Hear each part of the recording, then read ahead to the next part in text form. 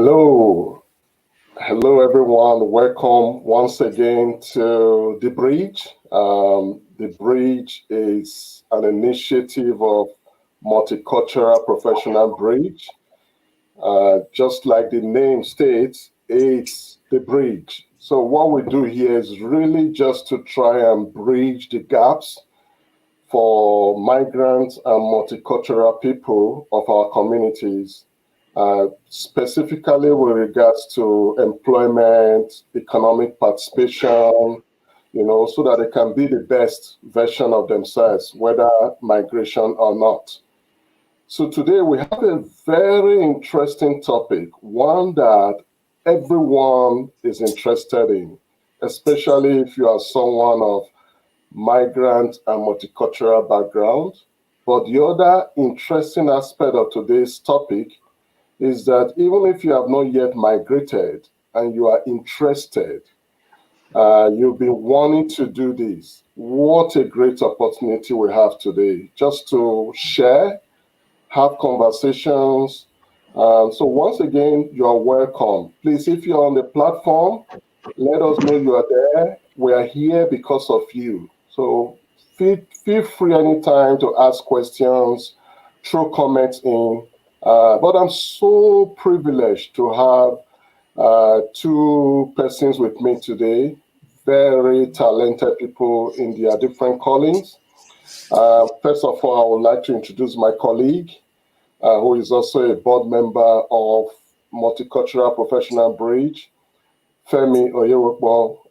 Femi, you are welcome to the stage today. Thank you for joining me. Thank you so much. Thanks, Femi.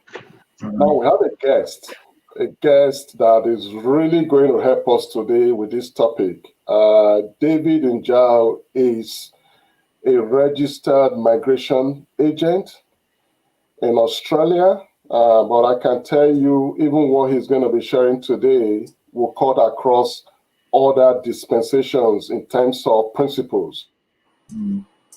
So he's a migration agent with experience in mining and other industries. Is just going to help us today to really answer your questions, help us to give value to this conversation. Please, I would really want to welcome you to today's session, David Njau. My pleasure. Thank you, David. We'll just get on to it without really no preamble here. David, I just want us to quickly start with the fact that migration is important for everybody, whether those planning to join us, those that are here already, those that have been here for a while. Can you just give us the state of affairs with migration? Starting with Australia, you are the front end. So what do we have right now with COVID, with borders closed? What's your view, David? Well, thank you very much, Ephraim, for the opportunity to have, to speak in this show. I'm sure most people are wondering what's going on with the migration in Australia and the rest of the world. I guess my main thing to think about at this stage is what is currently happening and what's probably going to happen in the future. Now, we can only speak of what is happening at the moment because the future is a bit bleak. We don't know whether it's going to go good way, bad way, whether the government is going to make different changes in different things. However, within the COVID time, it's been a tough time for not only the people onshore, but even people offshore. By that I mean, they normally would give visas easily for people to come in and go out. But now with the COVID, everything has gone to sort of a standstill. They're still processing visas, but very slowly they're coming to look at the visas. People onshore, it's also a very tough time for them because the visas now have been kind of being processed pretty fast, meaning that if you're not ready with all the documents you require, all the information you required, it could be cut you out because you haven't got all the information in good time. Previously, what would have happened is people would just lodge in the visa and then wait to see, until they request the information. But now whilst we used to wait for a few months, this is happening within days. You can apply today and tomorrow, they're already asking for more information. Now, that's just a part of it. We have noticed with the changes in, with the COVID disruption, that most of the permanent visas are now being, especially the essential services like healthcare, are being granted pretty fast because the government is looking at it and thinking we need people in that industry where they can help with the situation of COVID-19. Now, with that in mind, things have changed a lot, and we expect that there'll be more changes coming in the future. People will end up,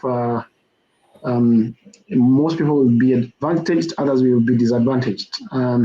People who have applied for visas offshore, if currently most of the centers where they require to do biometrics are closed, so it's going to be a long wait until the biometrics places are open.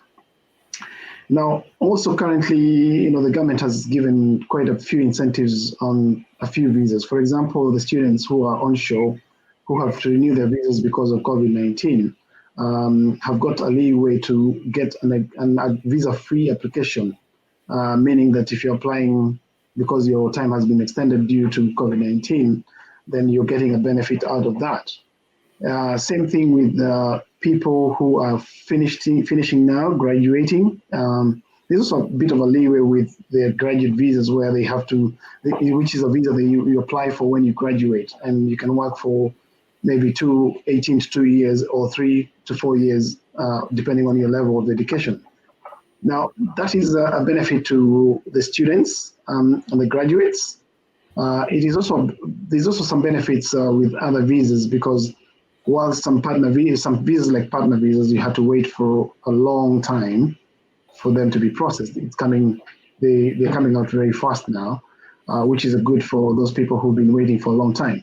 Now, when it comes to professionals, you will still get visas. However, the government now has reduced the number of visas they're granting to professionals, and that depends on the policies they have going forward. With the current situation, it really is about what the government requires. If the government policy says we don't need certain number of in different professions, like for example accountants, they might say we only need 200 now, like previously where they required a few hundreds. So that is the current situation. The government is looking at where they need the professions most, and that obviously brings the numbers down to as low as you can imagine compared to previous years or previous months. Now, where are we going forward? It's quite unpredictable when the borders will open. However, that has not stopped people wanting to migrate. When you look at the students, most of them have already started studying online in the intention of joining Australia once the bans are lifted or the visas are granted. Same with essential professionals like nurses who have applied offshore. They're also looking forward to come in and join the industry. So this is something we cannot predict in the future, and we are just sitting waiting to see what happens. However, because I'm sure the government now has been spending a lot of their resources on citizens and all that, I would imagine that the government will be keen to bring more professionals into the country to help, rebuild what was slowed down by COVID. About the numbers, we expect to see the numbers coming out, allocations of the numbers of permanent residents to be granted in the coming financial year, which are due to be released sometimes in October. Until then, we have no quite clear direction of where this will take us. So there's still an opportunity for people to come in, students especially, people who have applied for permanent visas and are still waiting. I'm sure the government is waiting to see, once they start opening up the borders, there'll be people coming in from different countries, different professions, and that will be an opportunity for even those onshore to make sure that they are ready for when they open. So if somebody is planning to get more points from a different area, like doing a translation course to build your points, or doing a professional year to build your points, it's a high time that you do that now. I always say you better have the skills and the resources and ready to go instead of waiting when the things are open and you don't have them. So that's my advice to everyone. That get ready when the borders are open. It's better to be ready for an opportunity and not have it than have the opportunity and not be ready. So that's my take on that. Wow. This is really, you're saying so much already, David. And please, Femi, my colleague, chip in whenever you need to. But yes, maybe you want to, if you have something to chip in, Femi, over to you. Thank you so much for that, David. A lot of information. I just want to find out. Probably you mentioned it briefly in the earlier, but probably if you can just help to expand a little bit on that. For professionals who are onshore and they want to apply for permanent visa, is there anything that affects the process at this moment of COVID situation? Possibly yes. I could say because there are various categories of visas where the state-sponsored visas, which are for professionals also. The reason why they're being affected is because the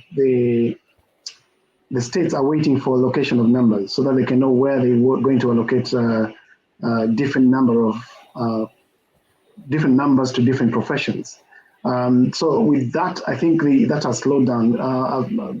Personally, I've got a few clients waiting for them to get an invitation to apply, and I have rang the State Department to ask when are we expecting this, and all they say is we are waiting for the numbers so that we know where to allocate certain visas depending. Say for example, a state is allocated. WA, for example, Western Australia is allocated 1,000, places. They would have to consider where do we need the allocations better.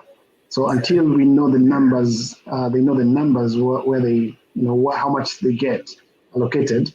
They're going to be slow a bit. They will slow down a bit. So it really depends on what the government has in plan and what allocation they'll get, so that they can now eventually start inviting people. Making sure that they keep the numbers, to the benefit of the state or the country. Okay. Yeah, I think it's the same question Njau is asking. I think any opportunity for onshore temporary visa. I think it's about the same question. Yeah, I think it's about the same question. They can apply, but the criteria has not changed much. You still have to meet the same criteria that you would have met, pre-COVID or, earlier on. So the opportunities are there, but the criteria is the same. They haven't really eased up that much criteria that you would say you'd take advantage of, because if the profession is not on the list, then obviously you have to also consider that they might not invite you. Yeah. So that's what I would say about that.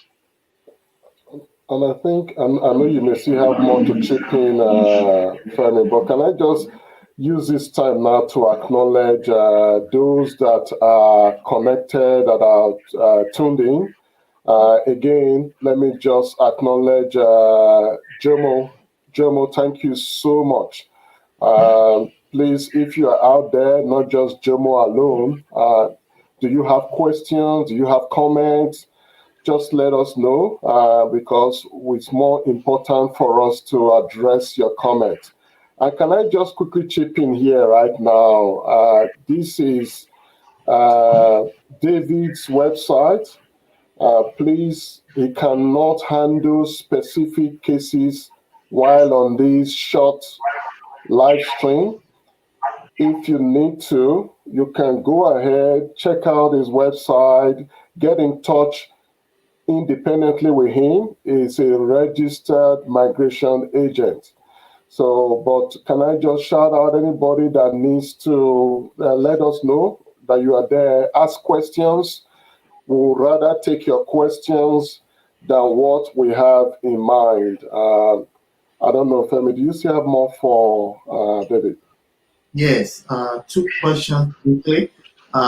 When you were speaking, David, you mentioned visa-free application or something like Yes. that. You get that? What does that mean? Well, normally most, if not all, the visas have a fee to charge by the department.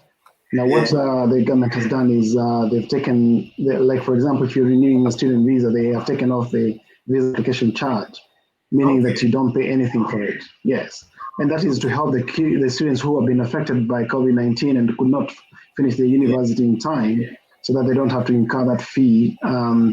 Which wasn't their fault. It's just probably looking after them and saying, look, it wasn't your fault that you didn't finish in time. We understand the situation was bad.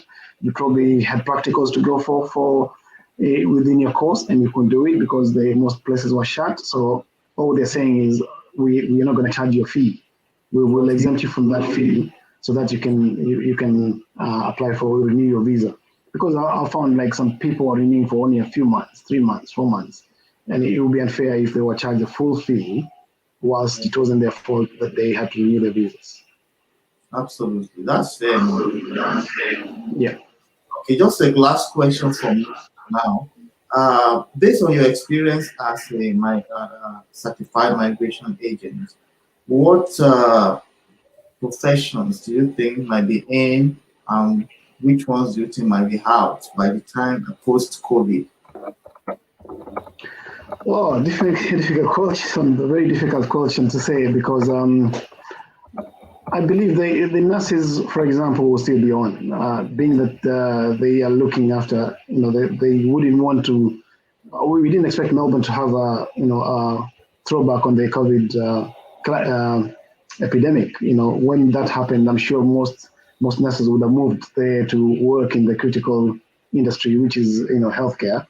I think the healthcare industry will be still on top, just to make sure that people are looked after, and in case of a rebound of the pandemic, because so far we haven't got a vaccine for it. So I would imagine that healthcare industry will be still up there. And obviously, to build the economy, people like engineers will still be required. Maybe accountants not as much because now they're kind of facing out. I think any profession that is under review or that had been under review might not be coming back soon. But maybe things like chefs, people like chefs might come back because they will want to attract more tourists in the country to just rebuild the economy. And that's really, those are the main ones. I think anything to do with bringing back the economy into place, like tourism, which is big in, for example, in Western Australia, will definitely they'll require people who can fit in those positions. Okay. I think this is a very interesting question. I know, Femi, you may still have some points. We still need to have this conversation. But I think this is a question that is in many people's mind, especially those outside, David.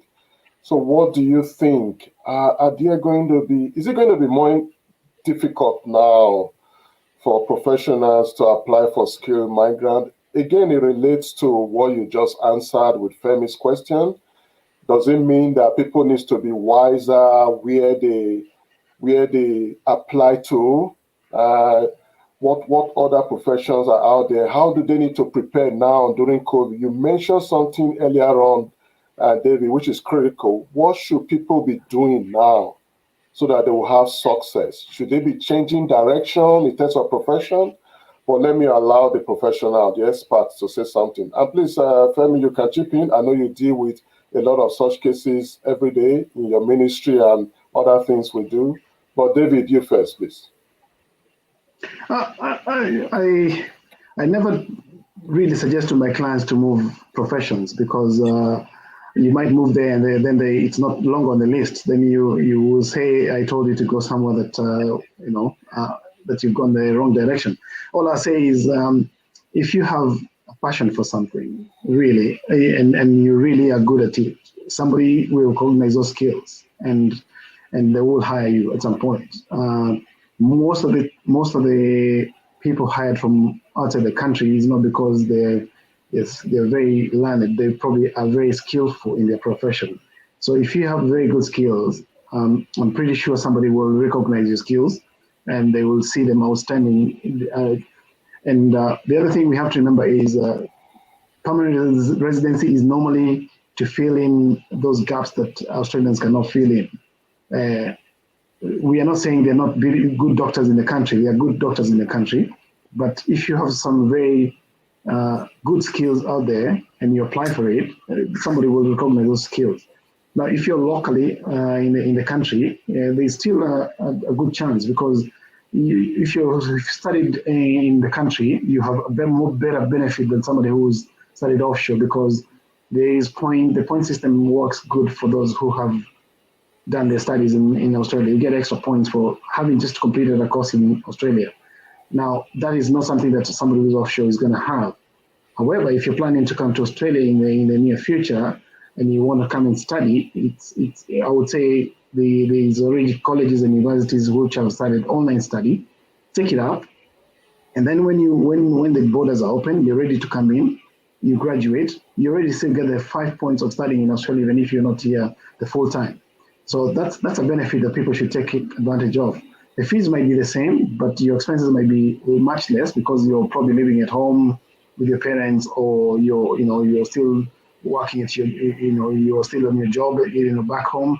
So you still can manage to study online and still get the benefit of coming in and still be recognized as if you studied in Australia for 2 years. So that's another thing that people should look up to. You don't have to be here to finish your course. You can start it there. And once the borders are open, obviously the immigration might look at it more favorably for you, because it shows that you have the commitment to study, you're a genuine student. And once you come in, then things may change for you. So those who are already probably planning to come and study, start now. And then, when the future comes, you already have finished a few units, and it's going to be a shorter distance for you to come and get a work visa to start working and move forward. So it's still a good opportunity for other people who are offshore. However, those who are onshore, take advantage of the fact that you have extra points for being onshore. Take advantage of the language that you have to. There's a qualification that you have to do, credential for the language that you speak. If it's on the list, you have an advantage of doing it when you're onshore, unlike when you're offshore. You can't do it when you're offshore. You got to be in Australia to do it. So the locals have a bigger benefit. The priorities may go to them, because then they don't have to. They are already here. They don't need to be relocated anywhere else. And obviously the State Department looks at what cost are we going to incur if we were to bring somebody from offshore. Now, if you're already living here, you don't have to show any financial evidence that you can afford to stay here, because you're already in the system. But when you're coming from offshore, then you might require to show that you have actually adequate funds to cater for yourself for a maximum of about 2 years. Yeah. So I think locals should take advantage of it. Yeah, David, thanks for that. You can see the level of interest. I know that we have such a short time, but we'll just see how we can quickly hit some key points. I think, but can I just acknowledge Chakulunta Haley? I know her. Thank you so much for your support. Now, the question was also, has a kind of political undertone.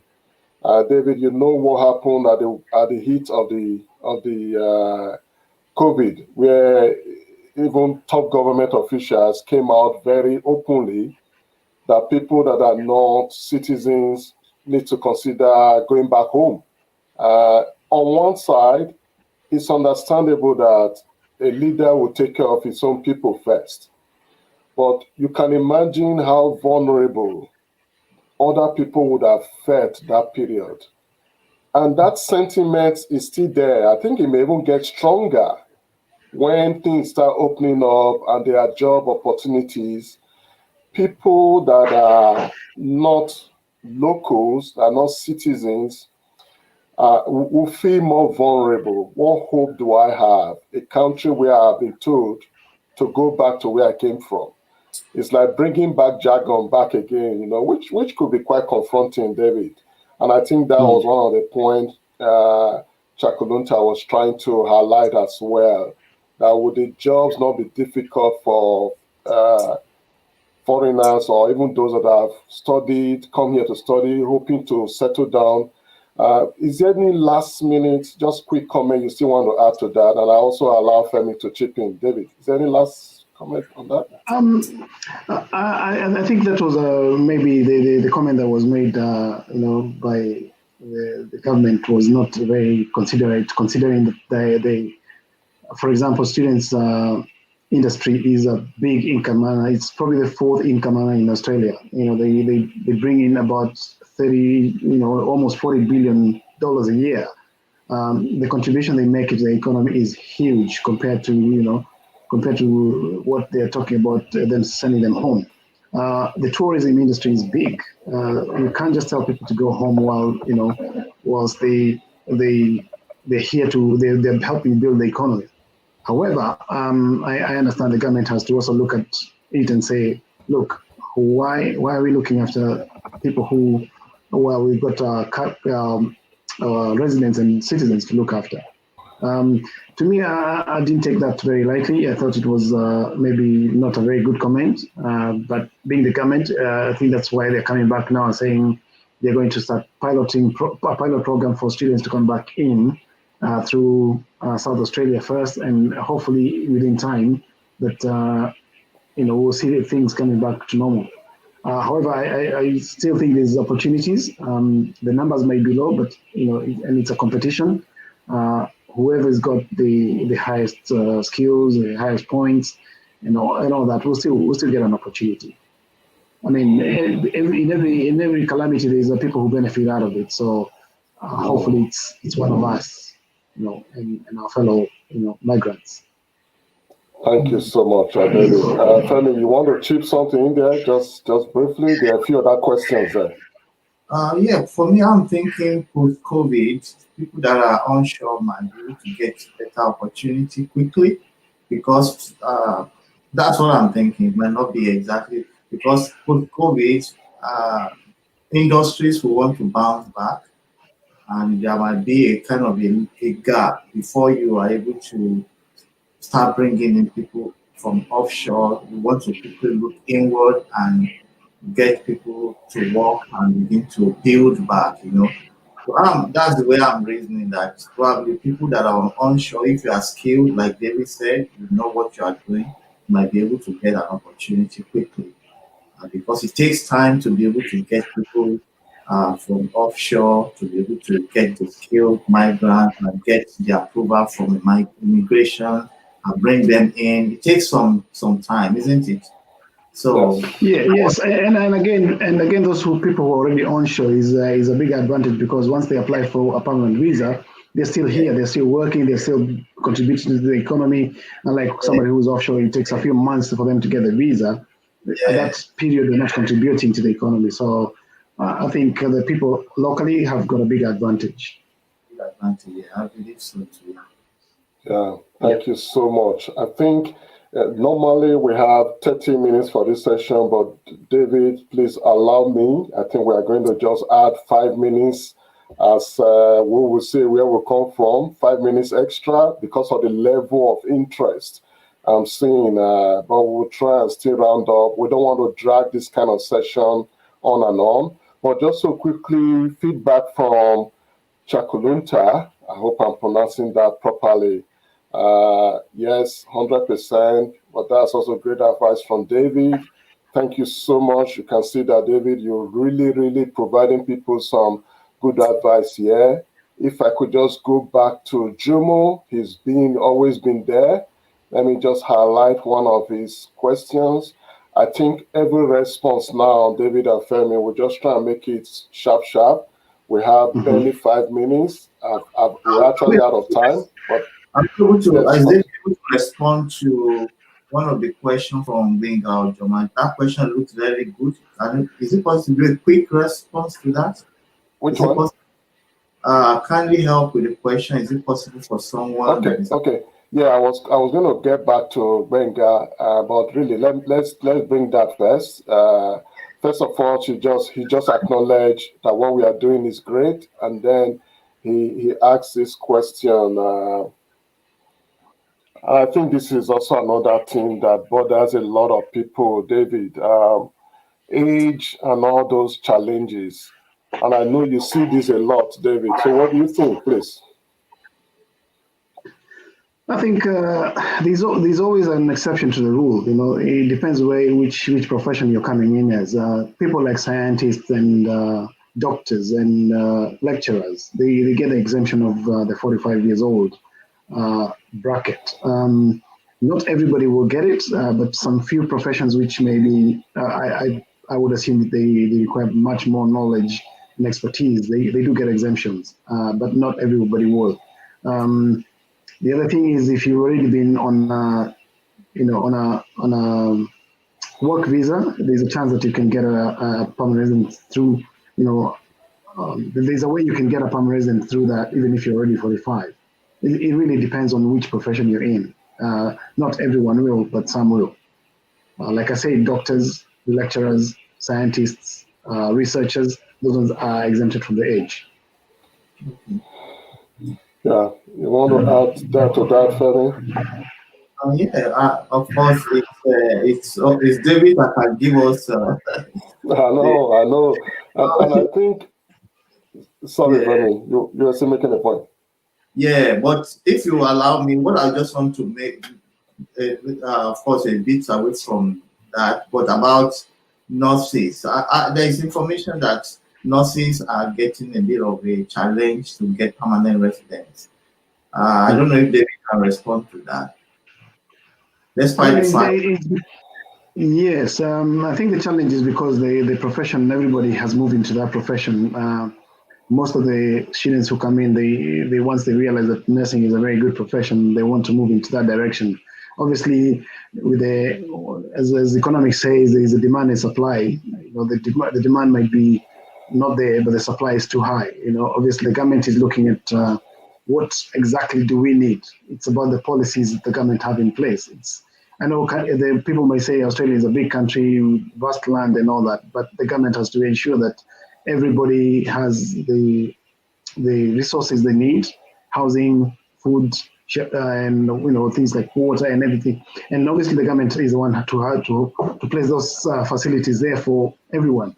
So, as much as nurses are, it's coming down there, it's getting harder for them to get it. Yes, because there is a bit of a saturation there with the professionals. And it becomes harder for people who are just finishing university to get permanent visas because they don't have that much skills to work, to go straight into the working profession.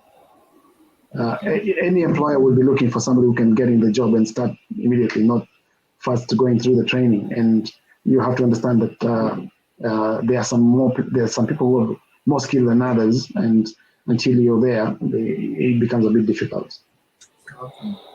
Yeah. However, not impossible. Sorry, James. I think we may. David, it looks like we may have to beg you again to come on board because there's just so much interest. But when we do this session, we try not to drag it for too long. But let me just go give another shout out to Benga. He stayed with us. He even chipped in a few comments, just highlighting the point that David made earlier on. Health facilities are seeking a lot of opportunities. They are even going international. So what an opportunity for people to start thinking of. I will use my friend Femi's words here: reinvention, reinvent yourself. Maybe I'll allow him talk about it as the author later, but let's go ahead to a few other comments. Again, Benga is just acknowledging what we are doing today. And interestingly, I just want to acknowledge Chakulunta. She didn't only ask questions. She also chipped in a few comments here that just to support David's point again, is case by case basis. And this is why you need professionals like David. Can I just highlight again? This is David's website. We do select people we bring on this platform carefully. He understands the context of migrants and people of multicultural background. Even if you're overseas, you just want to get some insight, you want to check out a few other things that we have not covered, please check out David. Give him a yell. He's always willing to help. And can I just also say that this is our own website, Multicultural Professional Bridge. This comes on every 2 weeks. Now, I already told David, if we see that comments keep coming up, we may have to do this again. And I know he's very kind. He will oblige us. But I just want to thank everyone today for joining us. Thank you so much for taking the time to be with us, Benga. Thank you, Chakalunta. Thank you, Jomo. And there may be a few people at the background who have not provided us comments. Please don't forget to visit our website, our social media pages, subscribe to our channels. We're going to be doing this regularly because we just know that we cannot wait for COVID to be over. David highlighted it earlier on. There are things we should be doing now that will make the difference when things turn around. So in trying to round up, can I just go back to Femi? I stole one comment he uses a lot just now. He will say it better. Femi, about reinvention in the context of what we discussed, please, in just 30 seconds, can you just share some inspiration there? It's just the fact that the only thing that is certain is change. And if we refuse to acknowledge change and respond to change, we can become like dinosaurs, that couldn't change and then they became extinct. So we need to sometimes look at our transferable skills and reorganize it for new professions and new opportunities as they evolve. So we should be ready to evolve and change as the world is changing, but we know our transferable skills that we can reorganize and reposition ourselves. That is what is called reinventing yourself. So that's just it in a nutshell. Thank you so much, Femi. I know that, that's why people should actually subscribe to us and check out Femi's profile. He does a lot of personal development hints like this. There are some words I have not heard elsewhere other than from this guy. Such a powerhouse. But before I come to David to also say the last word, can I just go back again and just acknowledge Chakalunta? I know that, like I said, I know a bit of her background. It's so great to have you with us today. And this suggestion is spot on. It would be nice to have Minister Paul next time alongside David so that we can cover all ends. Yes, I know he could be very busy, but we'll try our best to see if we can get him, to appear. And you are right, Chakulunta, it would be great to get the government perspective. So we'll try our best. Sometimes it's difficult to get politicians out on a small platform like this, but I think people want to hear. So we'll really try our best. Thank you so much, Chakulunta. I hope I'm pronouncing your name properly. Forgive me if I'm not, but thank you for your time. David, last word from you, please. Let's give you that credit because we're so glad you were here with us today. Oh, I don't know what to say. It's I think my last words would be, instead of us complaining how the visas are not being granted and all these things, we should think of how can we get better to get them granted to us. Like what Femi said, reinventing yourself is like the old saying, don't ask what the country can do for you, ask what you can do for your country. So let's get better instead of complaining that there are no opportunities. And then the opportunities will find us ready. Wow. Thank you so much. Thank you very much, David. Please check out David's profile. I have much more to deliver. Unfortunately, cannot deal on specific case by case basis here. So if you want more, check out his website, get in contact with him. Once again, thank you so much, Femi, my colleague. It was a great pleasure to have you here today. And thank you, everyone. Keep in touch with us. Don't forget to check out our website and just follow us on things we do. Thank you so much, everyone. Thank you, guys. Hope to see you next time. Thank you. Thank you. Bye-bye. Thank you, Dave. Pleasure.